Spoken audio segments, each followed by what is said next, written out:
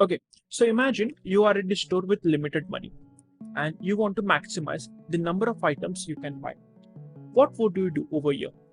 Most people will think or will buy the cheapest item first, right? And that's the greedy decision.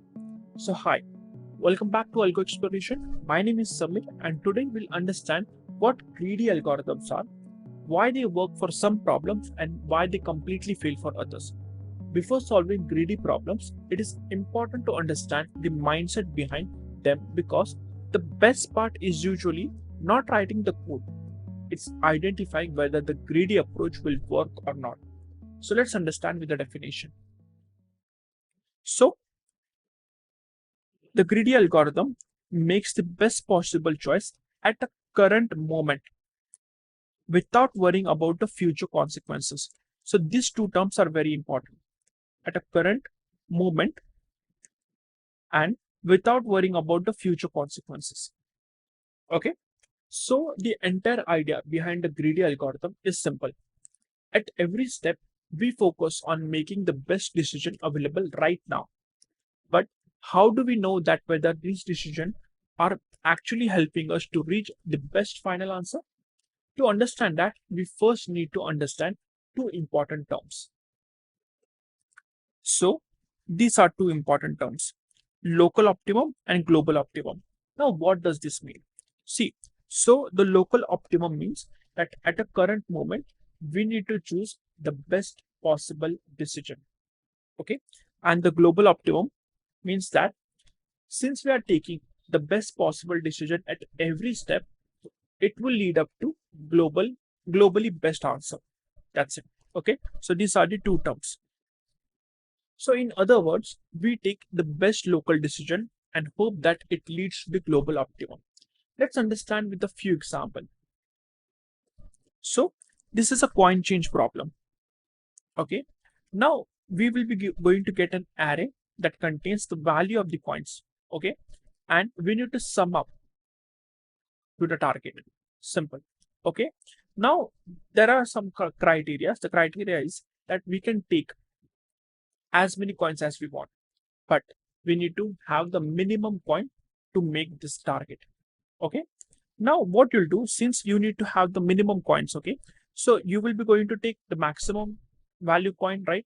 So over here you will be going to take 10, right? Then can you take 10 again? Think about it. If I take 10 again, then this will be lead up to 20, and this is more than 18 and we don't want that. Okay, so I will be going to take 5, the next maximum. Okay, then 2, then 1, so it will add up to 18, right? So over here the coin that we took is 4, number of coins are 4 to get 18, right? Now let's take a look on the another example, activity selection. So over here, at the end of the day, you need to end up by doing the maximum activity. Okay, so what you'll do, since we need to do the maximum activity, so you will be going to choose the activity that will end earlier, right? So this over here also you have gone greedily by choosing the activity that is taking minimum time, right? And over here you have gone here, over here also you have gone greedily by choosing the coin value which is having the maximum. Okay, so I hope that you got these two examples. Okay, now you might be wondering why this is called greedy algorithm, because it grabs the best available option immediately. So no backtracking is needed, no revisiting decision, and no reconsideration. Okay, and that is exactly what makes greedy algorithm so fast and elegant. So the obvious question is, when does greedy actually work? So the greedy actually works on two cases, or two conditions. Okay, so the first is greedy choice property. A local optimum leads to the global optimum. Okay, so that's a greedy choice property. And the optimum substructure.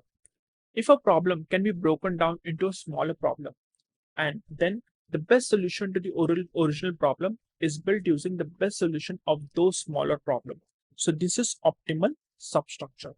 Now don't worry if these terms sound confusing right now. I will solve more problems in this playlist this idea will become much clearer. For now, just remember that greedy algorithm works only when these two properties are satisfied. Now let's see some example where the greedy algorithm completely fails. Now see, over here I have taken the same example or the same problem, but the array values is different. So 1, 3, 4, and the target is 6.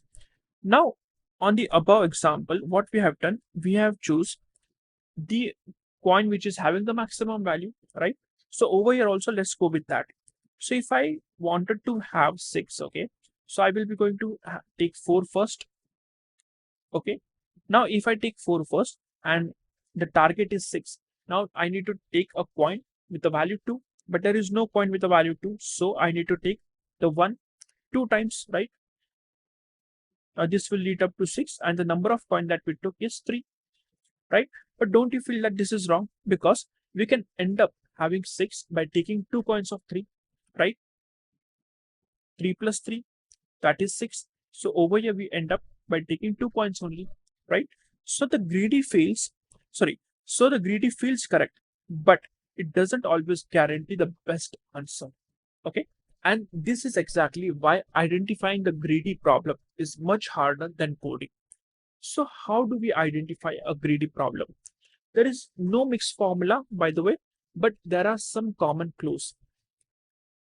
Okay, so if in the problem, if you see maximum minimum, non-overlapping intervals, earliest finishing time, highest profit, fewest resource. So whenever you see this kind of word, there is a good chance that greedy solution might exist.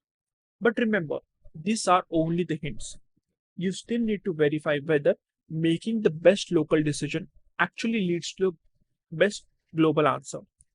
Now that we understand the basic, let's take look on some popular greedy problems that that we will be solving in this playlist. So there are there are thousands of problems, okay, but we are going to see only 8 of them. Okay, so the first one is activity selection, then fractional knapsack, very popular, assign cookies, jump game, gas station, task scheduler, minimum platform, and Huffman coding, again very popular in the universities. Okay, so these 8 problems we are going to see in this playlist. Now remember this, greedy algorithms are usually easy to code but difficult to identify. The next time when you see a problem, ask yourself this question: can I make the best decision right now? Will I ever need to revisit a decision later? Does choosing the best option at this moment help me to reach the optimal answer? If the answer is yes, then the greedy algorithm or greedy approach might work. And that's exactly what we learn throughout this playlist. Not just how to solve greedy problem, but how to recognize them in the first place. So if you found this video helpful, make sure to hit the like button and subscribe to the channel. I'll see you in the next lecture. Till then, keep practicing.